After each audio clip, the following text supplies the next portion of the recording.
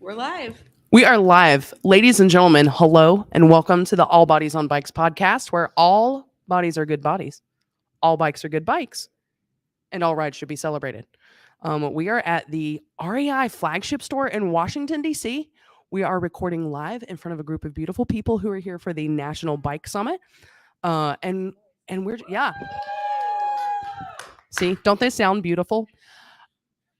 We're so glad to have everybody here tonight, and we are going to get into some pretty fantastic conversations here. Isn't that right, Marley? Yeah, I'm super excited. I feel like I'm like living out my NPR dreams right now. Do you guys ever watch or not watch, listen to, is it like Wait, Wait, Don't Tell Me? Where during the pandemic, it was like recorded in front of a live audience of no one. That's not the case. So thank you everybody for coming. We're very, very excited to have you.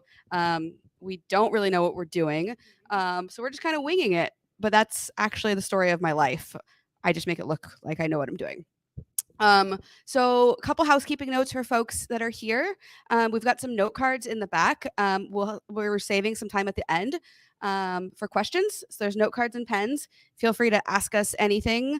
We might not answer them, but we probably will. They can be for us, for our guests, who we will introduce in just a minute. And then there's also awesome swag. So REI is one of the All Bodies on Bikes sponsors.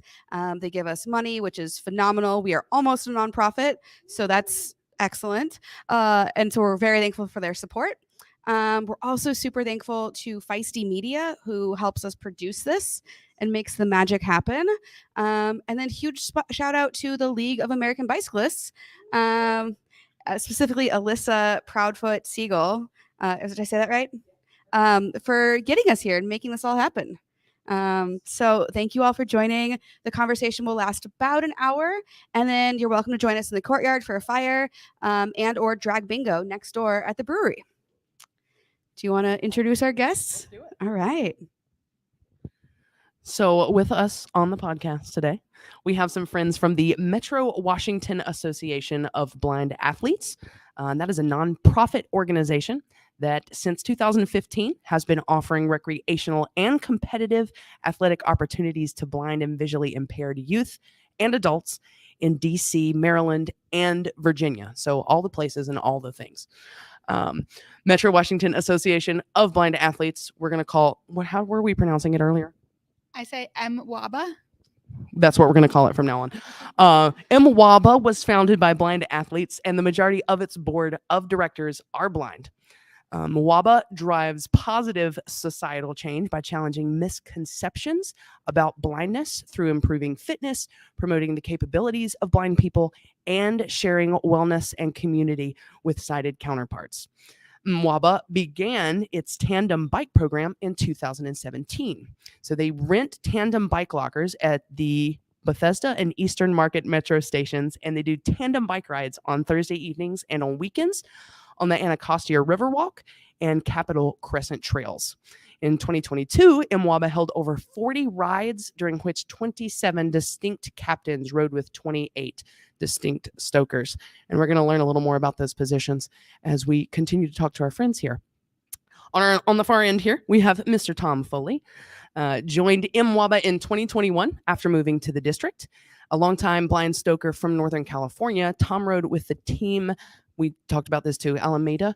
I think so. Is that how I did? Okay, good. I did it just the way I was supposed to. In the San Francisco Bay Area.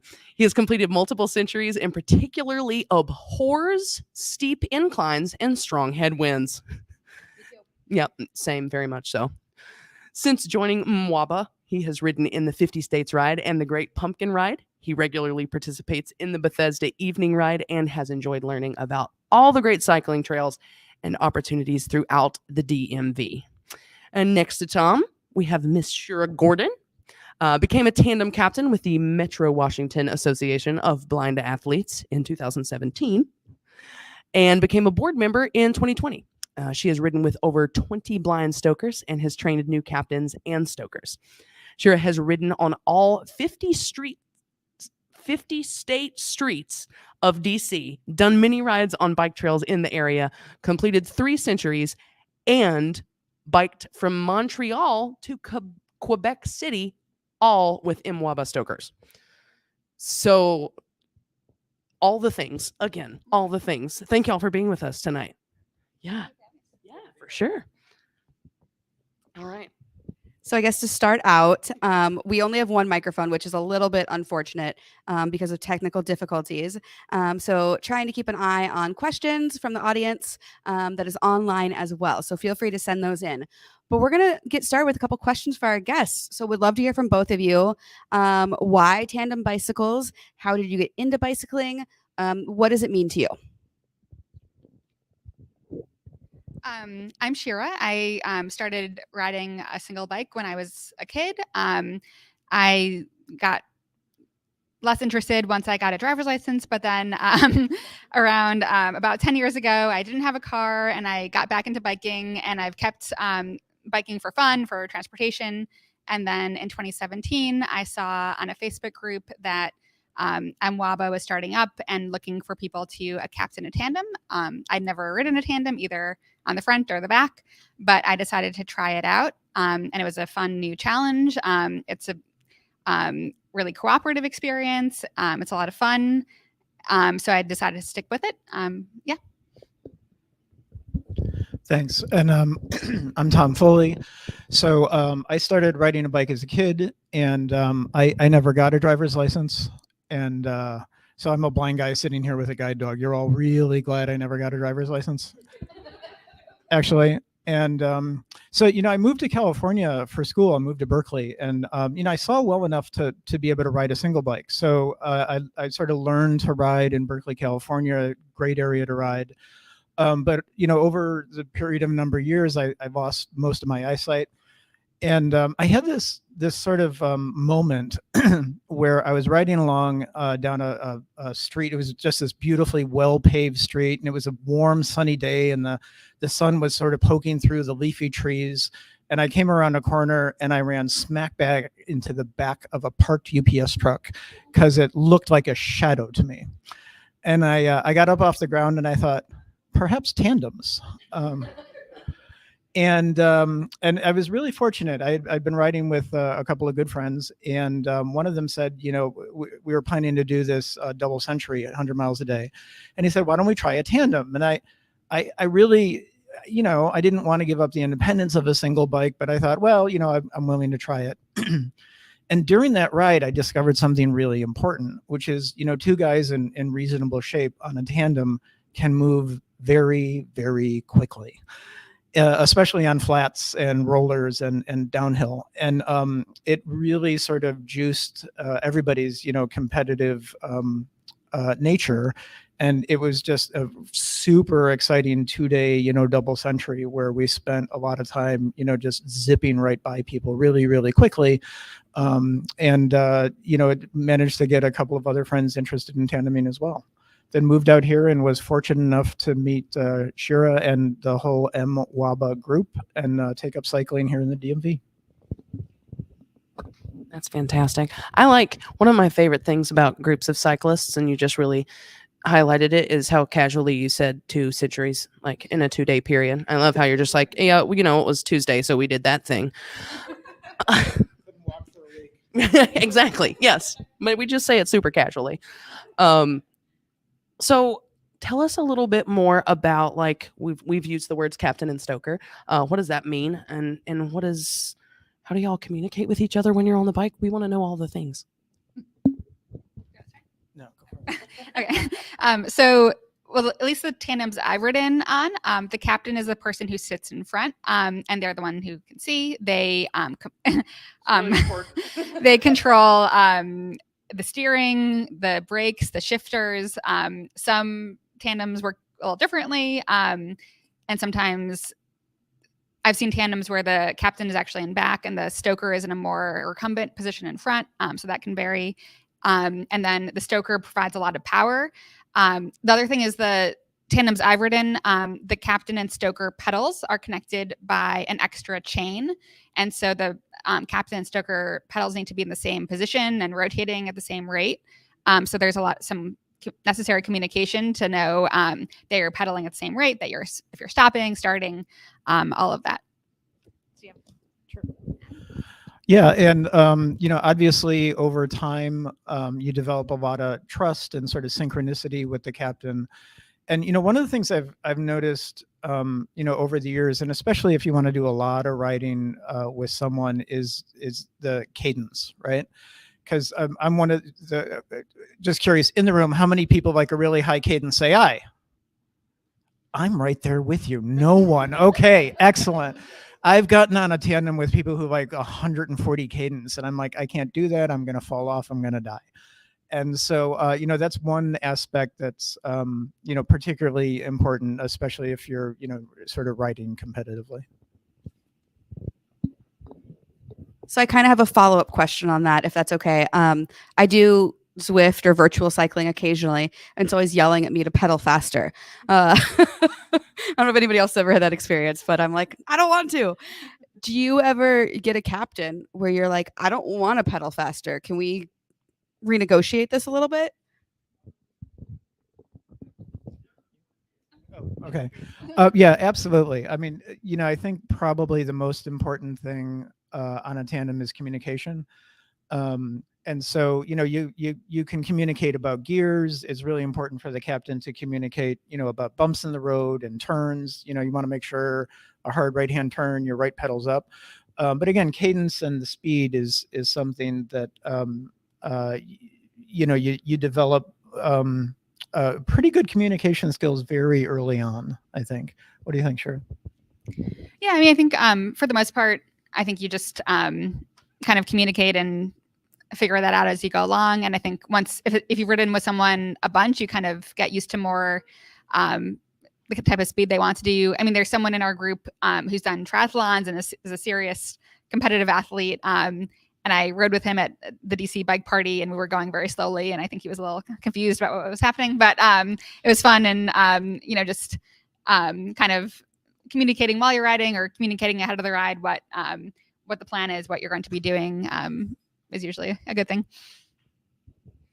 So, as a rule of thumb, do y'all usually like pair up and stay in a pair for an extended period of time, or do you kind of force people, that thing where you force people to group up with somebody that they didn't come with?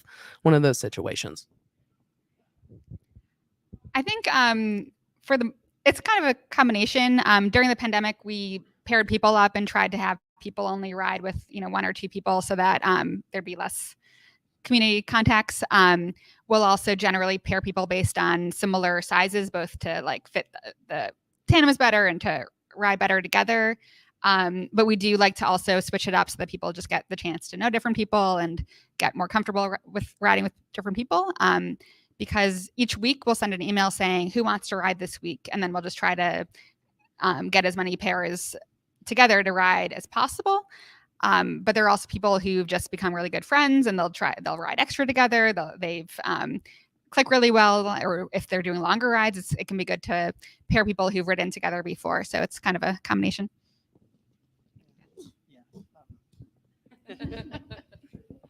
Awesome. Thank you so much.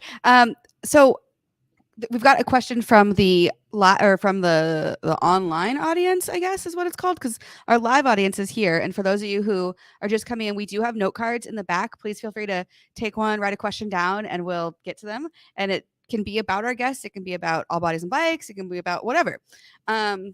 So question from the online audience is, can you tell us more about MWABA? Is it a national organization? Are there local chapters? Like, what does that look like? We're a local organization. I think we are at least somewhat connected to a national group called USABA, United States Association of Blind Athletes, I believe. There are some other tandem organizations that we're aware of. We also partner with Achilles is mostly a running group, but they do some triathlons, and they're a national group that has a DC chapter. So I think we have some connections to more national groups, but we are based in DC. There's also a group in Alexandria, Virginia called the Tuesday Night Tandems, and we collaborate a lot with them. But mostly a local group. Very cool. And you mentioned the running group. Do y'all just focus on cycling, or are there other activities that MWABA does? which is my new favorite thing to say. Also, just gonna throw that out. We do hikes about once a month or every other month. So we're also always happy to have more volunteers for that. Goalball, which I'll have Tom explain in a second. Yoga about once a month. There's some other groups that we somewhat partner with. There's an Out of Sight Dragons, which is a boating group. There's a kayaking group we sometimes partner with. There's a rock climbing group it's a separate group that we also partner with. So we do, kind of a variety. Sure. So goalball is a sport for blind athletes. And if you can imagine,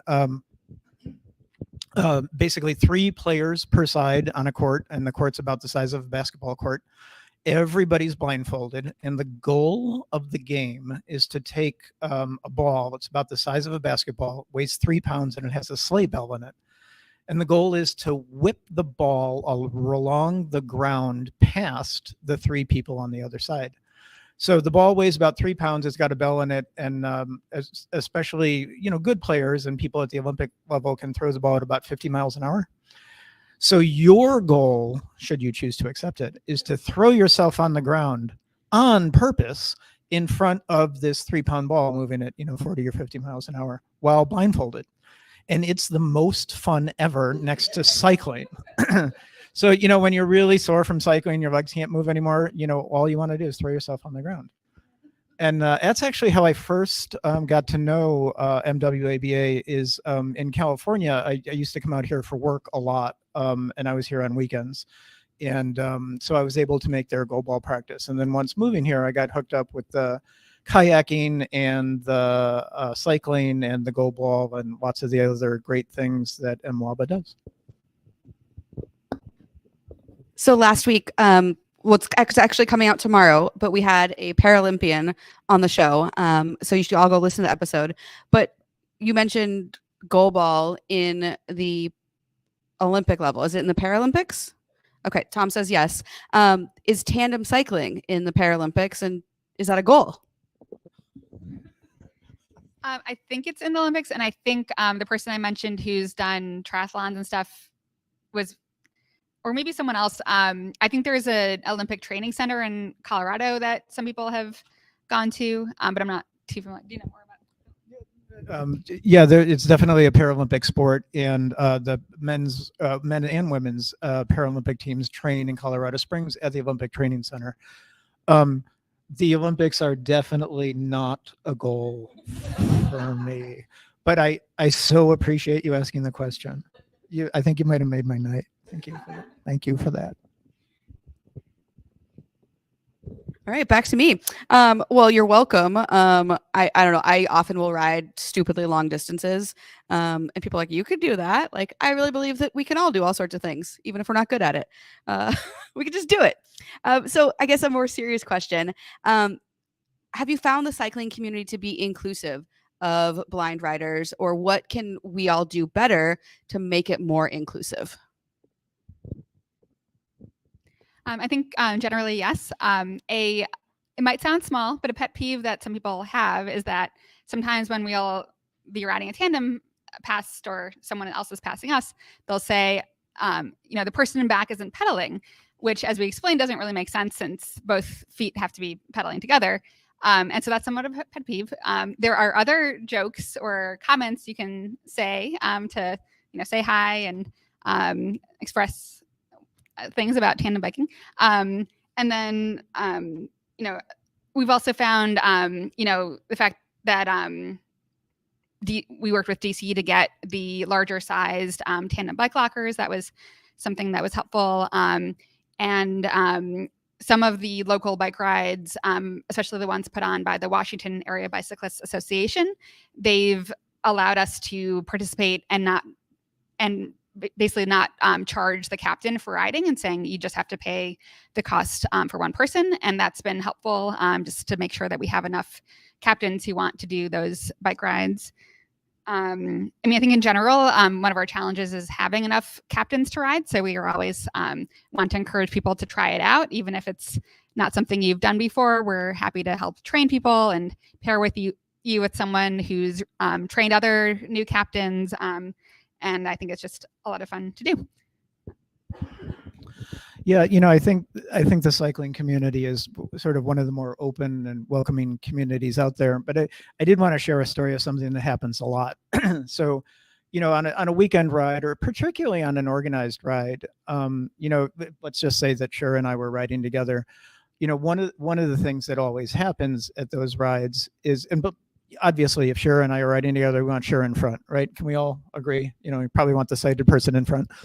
But what happens is you meet other tandems, because tandems are kind of cool, and people hop on your back wheel, right? Because if you've never done it at an organized ride, drafting a tandem is a wonderful experience. It's a lot easier. But what happens is you'll pass, and often it's a husband and wife on the tandem, and quite often you'll see the husbands up front. And Shara and I will go riding by them, and they're like, hey, look, hey, the woman's in front, honey. And that always sort of gets noticed at more organized rides where more tandems are there as well. All right, so we've got another question from our friends who are watching online. What can sighted cyclists do to encourage those with limited sight onto bikes, especially for those who have not cycled before? Oh, okay, great, thanks. Well, I think especially locally, tell folks about MWABA. MWABA, brought this, quite recently to the DMV.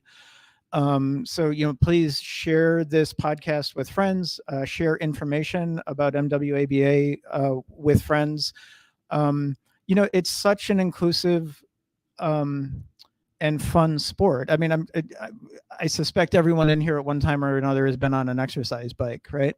And it's just so much more fun to be on an actual bike, out on the roads, whether it be, rural or even, city driving has its fun pieces to it as well.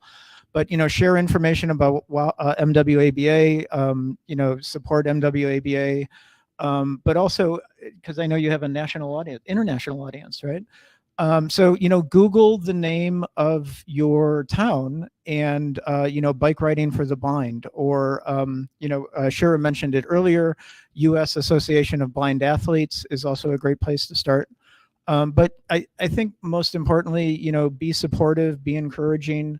If folks haven't been terribly active, tell them, it can be done. It's all about putting all bodies on bikes. And I'll just add that we, our normal rides are on almost all the time on, off-road trails. And so, if we have people who want to do centuries, we try to pair them with captains who are interested. But we're also happy to do the 5-10 mile bike rides and not start off too ambitiously. And similarly, if we have new stokers, we'll pair them with a more experienced captain. So we're always happy to welcome, new stokers who haven't ridden a tandem before or haven't ridden a bike for a while or anything like that. James. So a more practical question. We got one actually. It's from Maggie's mom, who's watching online, which is really cute. Maggie's mom asked, "When you're riding, do you have anything that indicates that you are riding with a blind cyclist?" Generally not. We got these jerseys made that say on the front, Metro Washington Association of Blind Athletes. And I think on the back they say Tandemonium, but don't otherwise indicate that we're riding with blind athletes. I mean, the runners, they, I think, wear vests that say blind, and sometimes they'll wear them on the bike rides. But yeah, I think generally not. Very cool. Thank you. And then we had a question from it's not a studio, in REI audience. And I would love to hear, the answer from both of you on this, because I imagine being involved in this organization has really impacted your life in all sorts of ways. But how was your life before finding the organization? And what have you learned from being a part of it? Oh, sure. Okay. Yeah, I'm the newcomer. So, it was great. I mentioned in the open, I moved here about 2 years ago for a new job. And, I knew a couple of people in DC, but more professionally, and they weren't really outdoorsy or recreational types. So I was really fortunate to know about the organization, as I mentioned, through the Go Ball. But when I discovered, the cycling and frankly all the other things that they had to offer, it was really, game changing because, I work a lot and there's a gym in the building. But again, being able to get outside, and discover the Anacostia Trail and the Crescent, and we've done some rides when the streets were closed down. It was just really neat to be able to experience DC that way. And been able to do it in the sunshine, been able to do it when it's overcast. Managed to, we did a ride one time just in this torrential downpour, which was very memorable and super fun. But somebody also mentioned just getting to know not only the Stokers but some other blind athletes. And but I got to meet a space lawyer. Did you know there were space lawyers? I didn't know there were space lawyers. That was really cool. And just getting to see the different things that people are doing here in the DMV has been really inspiring to become a part of, and also learn the local area a lot better than I would have if I was just trying to do it on my own. Yeah, I moved here in 2016, and so I'd already started getting involved with the bike community. But I think I just really enjoyed meeting people and getting involved with this group. And I hadn't known very many people before who were blind, and so learning more about that, and just getting to help organize rides and just being more involved in that community and people with a big diversity of ages and diverse in other ways has been a really great experience. So group rides as part of a team, what would you say is like the most rewarding part of going on rides in kind of that style? And then also, because I'm sure there are some, what are some of the more challenging parts of riding that way?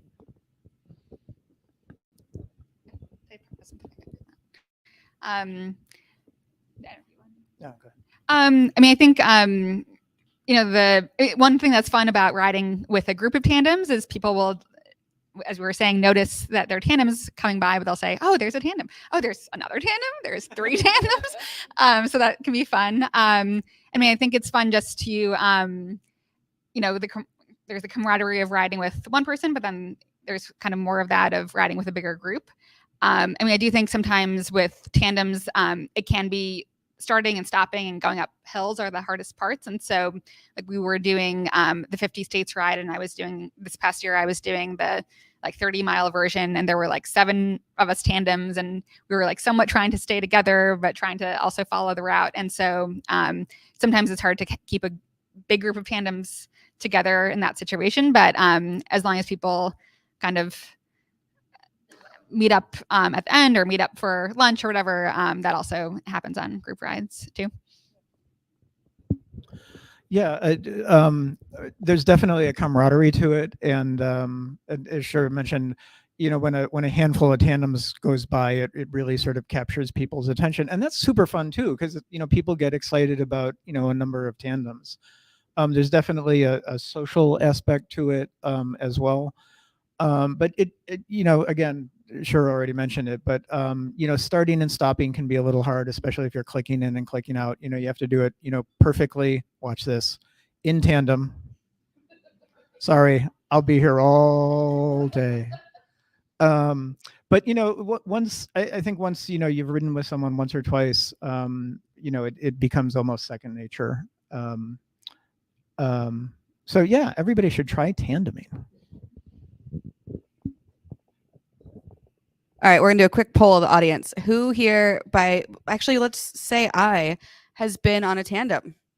So that's 80% of the audience. I went on tandem one time and I was very scared, but it was a lot of fun. We just giggled the whole day. So I can imagine it just adds another element to the fun and excitement that is cycling. So we got a question. We actually got two basically of the same questions. So this week has been the League of American Bicyclists National Bike Summit, which brings in advocates and infrastructure folks and policy folks. So this question is kind of geared towards that. So is there any bike infrastructure or policy changes that could be put in place to make riding better for you? And is that things that, you know, as advocates, we can help advocate for? We'd just love to learn more about that. I mean, I think one thing is for in terms of bike infrastructure that sometimes if there are sharp turns or if there are narrow bollards, those can be challenging on a tandem.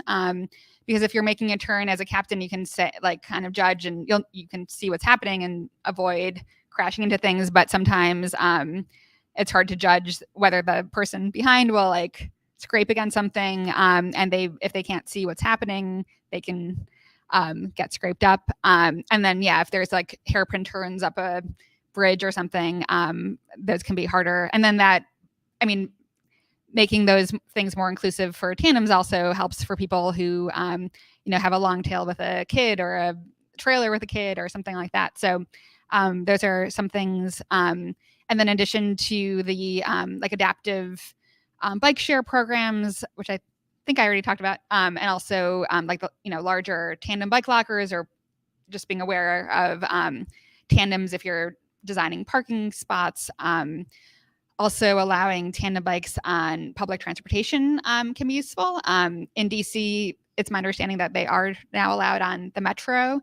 But when I've tried looking at Amtrak, I think generally they're not allowed. And I understand like there can be limitations of space, but maybe even saying like as a reasonable accommodation will accommodate you, or explaining how some of those things can work. All right, we've got another question from our audience here, and this one is specifically for Tom. I'm going to read it dramatically because I feel like it's written dramatically. We want to know what it's like to trust a captain with your life. And also, what do you look for in a good captain? Well, I think all of us on the way home tonight trust our lives to lots of people. But I get it's sort of two answers to that. So a long time ago, I used to ride a lot more aggressively and compete. And I had the opportunity over the years to ride with a couple of people that I rode with a lot. And so, you really get into sync with people.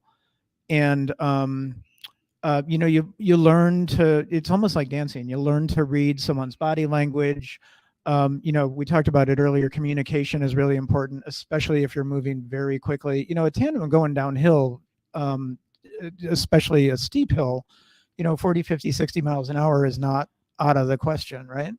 So you do need to have, complete faith in that captain. It reminds me, years and years ago, my son, he was about 16, and I was getting back from a ride with the guy I always used to ride with. And my son was like, we should go for a ride, and it'll be fine if we crash. And I'm like, it will so not be fine if we crash. I don't bounce the way you do. And so, but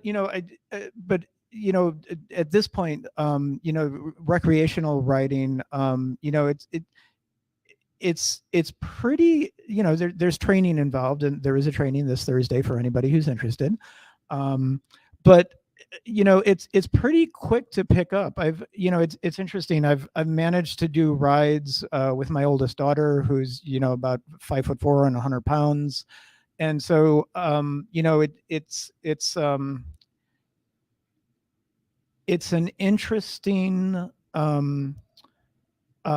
interesting opportunity to really be able to physically do something in combination with somebody else. And I think most people there's certainly trust when you start, but I think that also grows over time as well.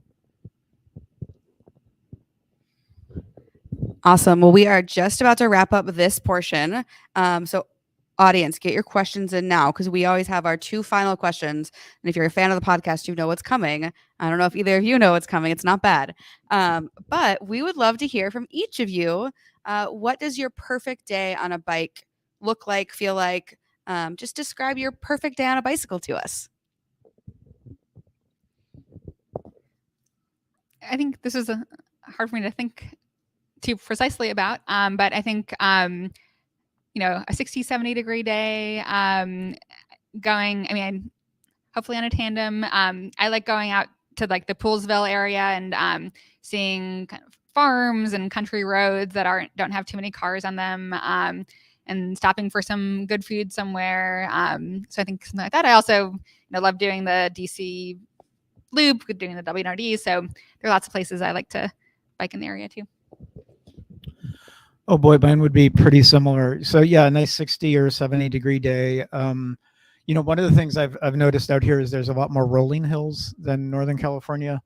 So maybe a country road, a nice breeze, rolling hills, and really be able to open up a tandem with a group of friends would be really delightful. And I'm really excited about learning more areas where there's good cycling and good tandeming here. All right. And then our other final question is, what is something that you wish you got to talk about a little more? It can be bike related. It can also very not be. I think I do talk a lot about tandem biking to plenty of people, but I do wish more people would say that they want to try out tandem biking.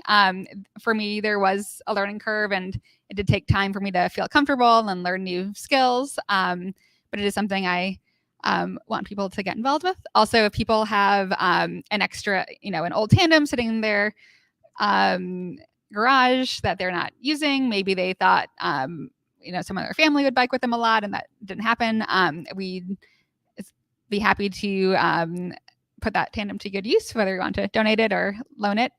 And of course, if people want to either set up, we also like to partner with different groups. If you want to do a different type of group ride or a group hike or other types of events, those can be fun to both just experience new things and collaborate with new groups. Yeah, I mean, it sounds like this room has a lot of folks who have tried tandems, but if you haven't tried easy for you to say, being in front on a tandem, give it a try. It's like cycling, but it's a completely different experience. Also, all the services. So MWABA is a nonprofit, and all the services they provide, especially the cycling, are free to participants and the volunteers through the volunteership of the captains. But bikes do cost money, rental spaces cost money, transportation costs money. So if folks have the ability, it is a registered nonprofit. I believe it's gomwaba.org. That's gomwaba .org. We'd really appreciate your support, and we appreciate the opportunity to be with you guys today as well. We're so glad you could come out. And I lied. We have another question. I'm really enjoying this conversation. So we do have some more questions that are just like basic all bodies on bikes questions, but one specifically for the two of you. What advice do you have for people who want to start something like MWABA where they live, especially if they live in a smaller community, i.e. not a big city like DC? I wasn't involved with starting MWABA, so I don't have too much advice, but I think, we're happy to, if you reach out to us, we're happy to talk about what we do here and put you in touch with the people who, founded the organization. I think they also partnered with, especially the group in Alexandria, partnered with Potomac Peddlers also. And I think, if there are other organizations doing similar work or other bike groups or other even, some of the people in MWABA are involved with the National Federation of the Blind or other blindness organizations. So I think there are lots of, different resources and people you can talk to. Just feel, again, the website is gomwaba.org. Please feel free to reach out. No need to reinvent the wheel. There are folks who can help.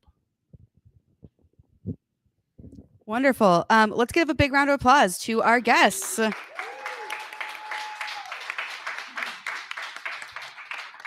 Thank you so much. A quick eye if you learned something new.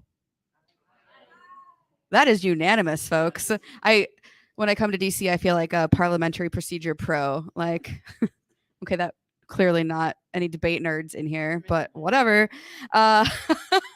So before the podcast, we put a poll out to the National Bike Summit audience and our audience in general, and we got a couple of questions. But please do feel free. We'll also just do like a raise of hands. I don't know how that'll work, but we've got a couple of them. So one of them was, how did Marley prepare for her 100-mile ride at Mid-South? Not well. Honestly, I did a couple of like 30-ish mile rides before Mid-South. So for folks who aren't aware, it was a 100-mile gravel race. Some folks were racing, I was riding. But basically just kind of dialing in my nutrition and hydration, which for me means buying food. That's one of the tricks to a long ride. If you've done a long distance ride, you just got to eat and hydrate all day long. And folks seem to be amazed that, so I got DFL, which is dead effing last. But I set the course record for the fastest DFL, and people seem surprised that like it took me 14 hours to do 100 miles. But I've done, similar to you, 3 other centuries before this. They all took that same amount of time. Like I was fully ready for it. So yeah, I just rode my bike and kind of got mentally prepared, had my playlist ready, and was ready to spend a full day on the bicycle. Next question is, where do we, parentheses, larger women, find bike clothes that feel comfortable and make us feel good about how we look? That's the $1 million question. There are a couple brands out there. I'll pass it down the lines if folks have things to add. Full disclosure, I do ride for Pearl Izumi. They help me pay my bills. And they're okay at larger clothes. And they know this. It's something we're working on. They go up to a 3X right now, which we know is not big enough. I looked actually out at the REI floor today and I didn't see anything in bigger sizes, but it's often available on the website. There's a couple other brands out there. Velocio goes up to a 3X. Fat Lad at the Back is out of the UK. They go up to a 6X.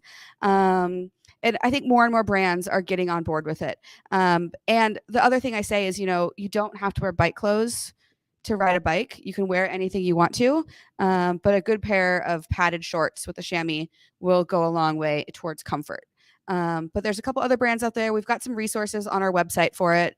But I'm optimistic that, with these conversations and with the work that we're doing, more and more brands will see the business case and start making bigger clothes. Anything to add? Cool.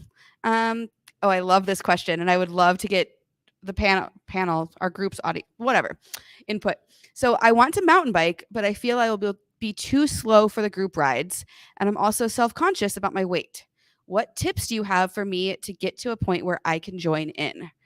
I also feel this way. I often will hesitate to go on group rides because I'm afraid of being left behind, which was actually the impetus for starting All Bodies on Bikes. So I would say talk to the group leader, let them know it's your first time, and ideally they will modify the pace, make sure they're regrouping at the top of hills. So I think, that's the first step. Talk to the ride leader. Let them know how you're feeling. I know when I lead rides, it's always helpful to know when there's a new person, when there's somebody who's feeling anxious or maybe has a bum knee, and like, hey, I might walk this hill. If you'll wait for me, that'd be great. So I think honesty and communication goes a long way. I think also being okay with saying, okay, maybe this group ride isn't for me, and politely telling the leader, like, if you're just not having a good time, there's no reason for you to suffer through the next hour and a half of the ride. So let the leader know, hey, thanks for the ride. I'm going to go do my own thing. I don't know. Other tips for joining, not even just a mountain bike ride, but a group ride if you're afraid you're not going to fit in or be too slow. I think it's one thing that we've usually tried to do is have people like exchange phone numbers before a group ride, because as I was saying, sometimes it's hard for tandems to stick together. And so, if some people want to turn back earlier or do a different route, it can just be good to know what's happening. and also, I mean, I'm not necessarily an expert in this, but different, sometimes groups will list what their pace is, or you'll have a sense of, is this a really fast ride or a slow ride? So getting a sense of like, and is it a no drop ride of whether it's, a good fit for that day. And the one thing I would add is just remember that if you try a ride and it doesn't work out, I like what Marley said about like checking with them beforehand. Hopefully they'll be honest with you and they'll tell you enough that you need to know so that you can have a good time on the ride. If you go on your first group ride and it does not go well, please don't give up, because there are good groups out there. Especially for mountain biking. I have a group at home that I absolutely love, but I had tried a couple other ones before I found it. So if it's something that you want to do, you can find a group. So just keep looking for 'em. And then to kind of address the second part, this person was feeling insecure about their weight. And this might be an unpopular opinion, but like, do it fat, wear the bikini. Like, you might feel insecure, but nobody else cares. Nobody else gives a shit. And if they do, that's their problem. It's not yours.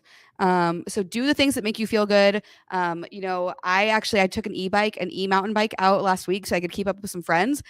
Oh my God, I want one so bad. Like, you still have to work, you still have to do all the things, but I was able to like climb these hills and keep up with friends who live in much smaller bodies than me, are much faster, and we were able to ride together. So, I would say rent an e-bike if you can, because it is a game changer. Anything to add from Tom, Shira, Maggie? Great advice. Thank you. Thank you very much. And I'm going to do one last scan of the audience to see if you have any questions. Otherwise, we're going to close it out and go hang out by the fire. We do have one question in the back. Yeah. Love this question. So Alyssa, who is an organizer with the Bike League, asked us, what are our bike goals for this year? Mine is to listen to my body and not hurt my knee again. I'm not on a good track record for that. So I had knee surgery in September, and I just did 100 miles 2 weeks ago. And walking around DC this week, my knee has been aching quite a bit. So figuring out what's going on there and just to have some more fun. I unexpectedly got on 2 podiums last year, which was not intentional, but cyclocross is like very small in Arkansas. And so I got on 2 podiums. So maybe some more podiums, but ideally I would love to grow the sport so more and more women are out there, and then I'm not on the podium. My word for the year is control, which I told somebody and they were like, that could be really bad. And so that's when I learned that it can be a noun or a verb. So it's something that I want to have, not something that I want to be. But most specifically, I find myself a lot on rides, like after maybe that halfway point, I'll pedal, coast. Pedal. And that wears you out 4 times faster than just riding at a decent cadence, even if it's slow, Tom. And so I've just been working on when I find myself doing that, being like, nope, catch a rhythm, and just kind of sit there. I do usually ride with like the bone conduction headphones, so I can still hear the birds and the crazy people in the vehicles around me, but I can also hear the music. And when I catch myself getting out of rhythm, I just fall into whatever song I'm listening to. So that's my big goal for the year, is to get better at being consistent. I think one goal, we're organizing a big group camping trip that we got a grant through the Adventurous Cycling Association for. And it'll probably be about like 15 miles each way, which isn't a huge distance for me. But I think organizing more logistics of getting a big group to bike together and then camp and bike back is a goal for mine. And then also hoping to do some longer bike rides. Maybe I'll do another century. We'll see what happens. I just want to get back on a bike. I too had knee surgery recently. I did not just do a century, however, and only here I had knee surgery and I did a century, and I'm taking it easy. It can all happen in one sentence. So like, that's amazing.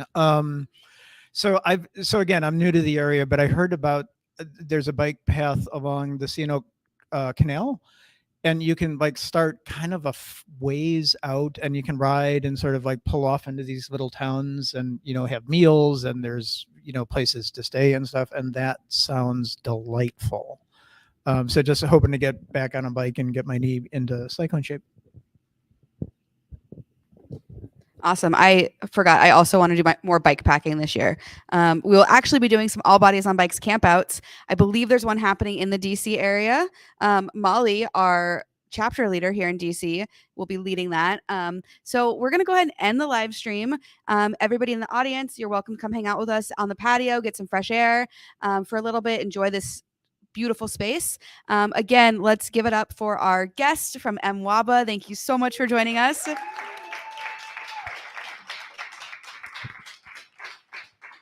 And thank you to the League of American Bicyclists for hosting us, to REI, to Feisty Media, and to all of you for being supporters. So make sure you go in and follow. I don't know if it's, does anybody know the answer? Is it like, is it follow? Is it subscribe to a podcast? What's the verb? All of the above. So please subscribe to the podcast, because that's the metric that matters, I'm learning. And tell your friends and share the episode. Thank you so much for joining us.